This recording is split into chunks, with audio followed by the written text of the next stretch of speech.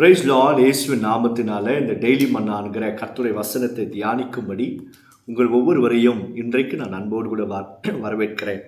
இன்றைக்கு கர்த்தருடைய வசனத்தை அப்போஸ்தல நடபடிகள் 12வது அதிகாரம் 5ஆம் வசனத்தை நாம் வாசித்து தியானிக்க போகிறோம்.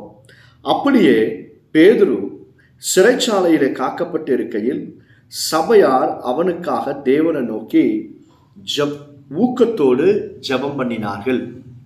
சபையார் ஊக்கத்தோடு ஜெபம் பண்ணினார்கள். யாருக்காக அப்படின்னா, ஒரு தேவ மனுஷன் பேதுருவுக்காக. பேதுருவை கொண்டு போய் ஏரோது ஜெயிலில் போட்டாங்களாம். அடுத்த நாள் விடிந்த உடனே அவருடைய தலை வெட்டப்பட போகிறது.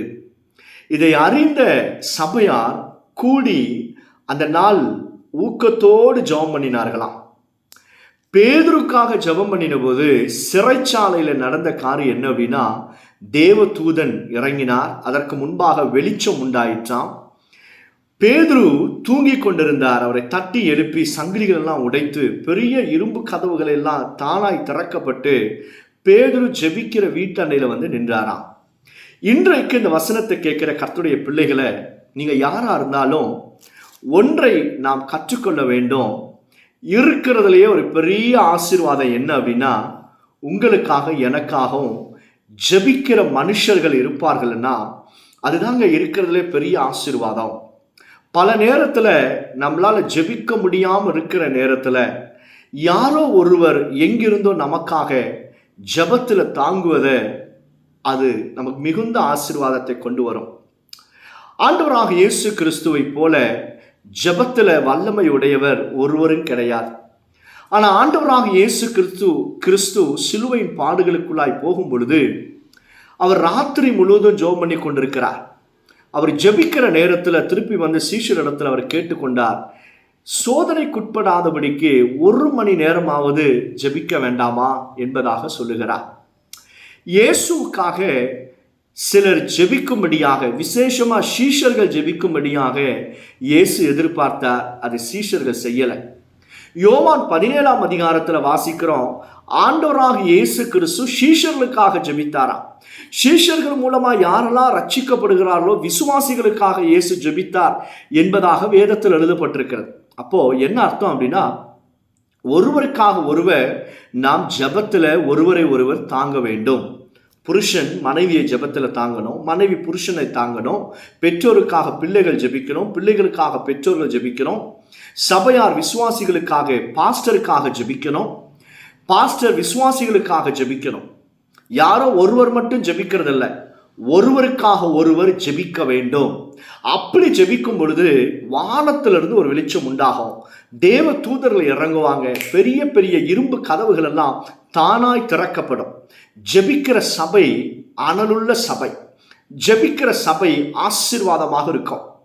இந்த வசனத்தை கேட்கிற அருமையான தேவ பிள்ளைகளை, இந்த உலகத்துல நீங்க பணத்தையோ பேரையோ புகழையோ சம்பாதிச்சாலும் சம்பாதியாமல் போனாலும் உங்களுக்காக யாராவது அட்லீஸ்ட் ஒருவராவது ஊக்கத்தோடு உண்மையாய் ஜெபிக்கிற மனுஷனை நீங்க சம்பாதிச்சு வச்சீங்கன்னா அதுதான் இருக்கிறதுலே பெரிய ஆசீர்வாதம். பேதுரு சம்பாதித்து கொண்டான். பேதுரு போய் ஜெயிலில் உட்கார்ந்தாலும் பேதுருக்காக சபையார் ஊக்கமாக ஜெபித்தார்களாம். அதுதான் வேதத்தில் எழுதப்பட்டிருக்கு.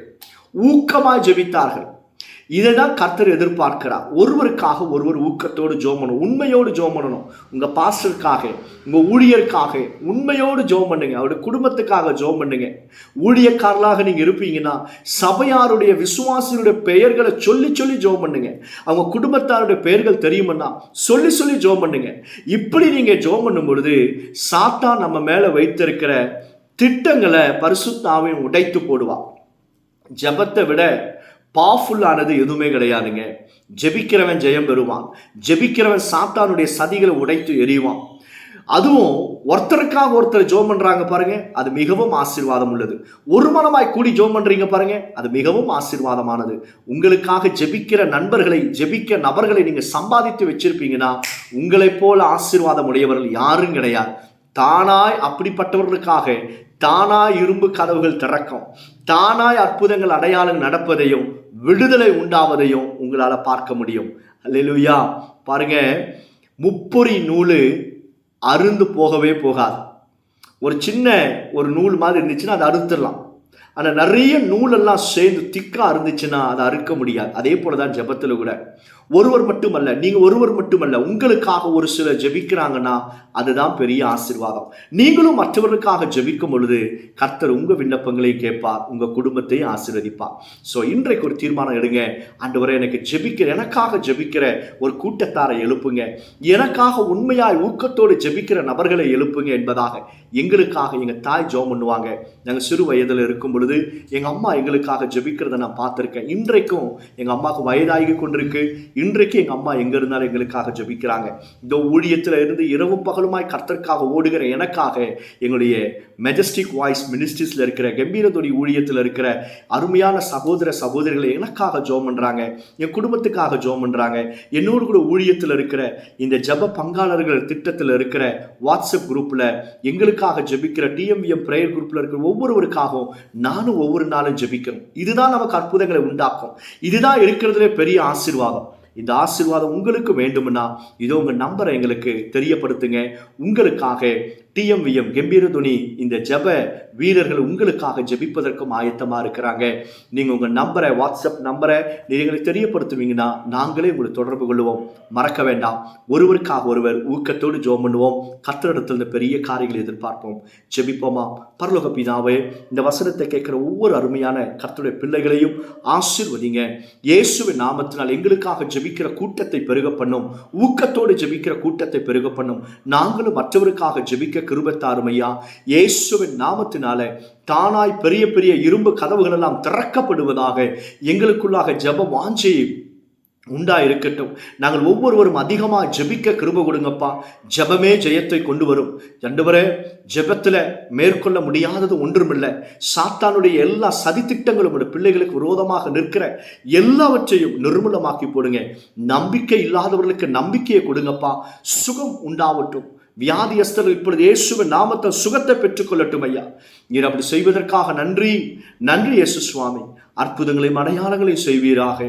இயேசுவே, உமக்கு நாங்கள் நன்றி செலுத்துகிறோம். இயேசுவே, உமக்கு நன்றி செலுத்துகிறோம்.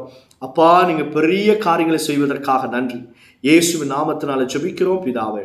ஆமென், ஆமென். God bless you. God bless you all.